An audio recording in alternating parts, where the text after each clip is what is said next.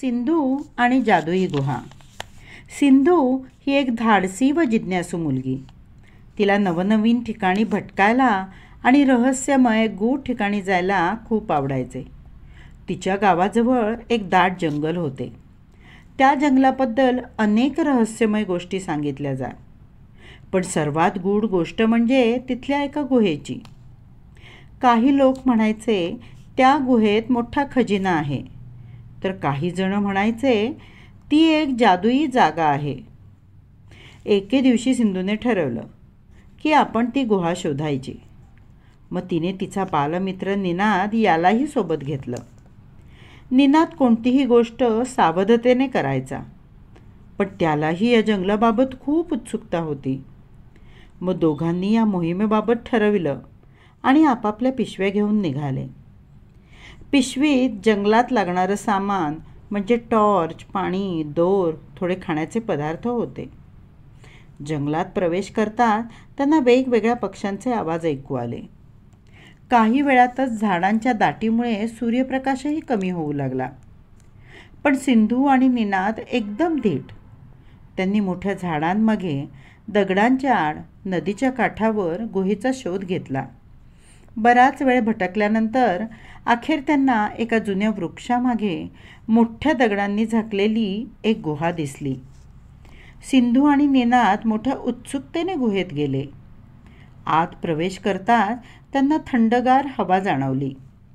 गुहा अंधारी होती म्हणून त्यांनी टॉर्च लावला, तर अचानक टॉर्चच्या प्रकाशात गुहेतील एक भिंत चमकू लागली. भिंतीवर वेगवेगळ्या चिन्हांचा नकाशा स्पष्ट दिसू लागला. हा नकाशा खजिन्याचा होता. निनाद, हा बघ, हा नकाशा आपल्याला कोणत्या तरी अद्भुत ठिकाणी नेणार. सिंधू आनंदाने ओरडली. नकाशा नीट पाहिल्यावर त्यांना खजिना एका मोठ्या झऱ्याच्या मागे लपला आहे हे लक्षात आले. दोघांनी नकाशा घेतला आणि त्या दिशेने प्रवास सुरू केला. वाटेत त्यांना अनेक अडथळे आले.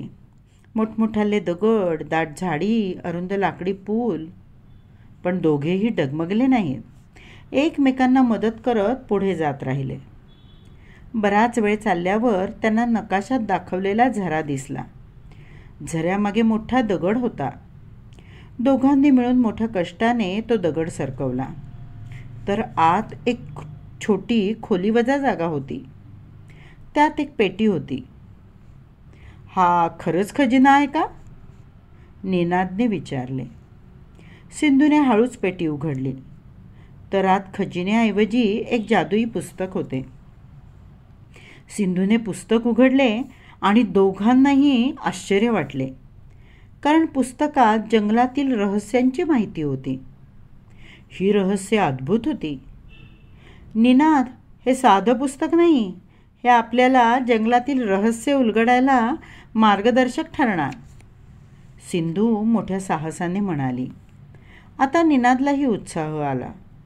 दोघांनी ते पुस्तक बरोबर घेतलं आणि गावाकडे परत निघाले. गावात आल्यावर त्यांनी आपल्या मित्रांना जादुई पुस्तकाची आणि जंगलातल्या अद्भुत रहस्यमय घटनांची माहिती सांगितली. आता रात्र होऊ लागली होती. सिंधू निनादचे मित्र आपापल्या घरी गेले. पण सिंधू आणि निनाद मात्र त्या पुस्तकातील रहस्य बघत पुढच्या मोहिमेची आखणी करत होते. अशी ही साहसी सिंधू आणि तिचा मित्र निनाद. मग मित्रांनो, कशी वाटली ही कथा? या कथेतून आपल्याला काय कळतं? तर जिज्ञासा व धाडस असेल तर आपण कोणतेही रहस्य सहज उलगडू शकतो. आणि सोन्याच्या खजिन्यापेक्षा ज्ञान व अनुभव अधिक मौल्यवान खजिना आहे.